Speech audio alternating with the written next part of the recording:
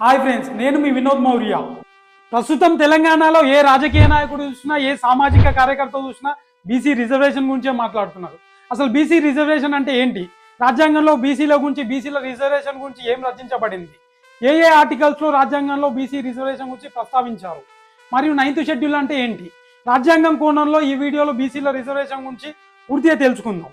రాజ్యాంగంలో బీసీల రిజర్వేషన్ గురించి article 15, article 16, article 46, article 243D, article 243T, article 338 clause B మరియు ముఖ్యంగా ఆర్టికల్ 340 ఇలా బీసీలకు, వెనుకబడిన తరగతులకు విద్యా ఉద్యోగాల్లో, రాజకీయ రంగంలో ఎక్కడైతే బీసీలకు ప్రాతినిధ్యం ఉండదో అక్కడ రిజర్వేషన్ ద్వారా బీసీలకు ప్రాతినిధ్యం కల్పించాలి అని 75 సంవత్సరాలుగా రాజ్యాంగం కాంక్షిస్తుంటే ఏ ఒక్క రాజకీయ నాయకుడు బీసీలకు రాజ్యాంగబద్ధంగా న్యాయం చేయట్లేదు.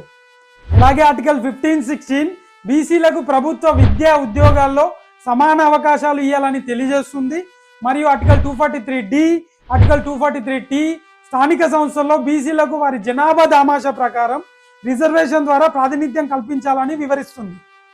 మరియు ఆర్టికల్ 340 ద్వారా బీసీల సామాజిక, ఆర్థిక, రాజకీయ స్థితిని తెలుసుకోవడానికి రాష్ట్రపతి సమక్షంలో ఒక జాతీయ కమిషన్ వేసి ఆ నివేదిక ద్వారా బీసీలకు అన్ని రంగాల్లో ప్రాతినిధ్యం కల్పించామని చెబుతుంది.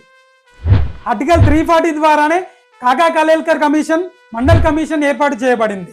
మండల్ కమిషన్ ద్వారానే బీసీలకు ఇప్పుడున్న విద్యా ఉద్యోగాల్లో 27% రిజర్వేషన్ లభించింది.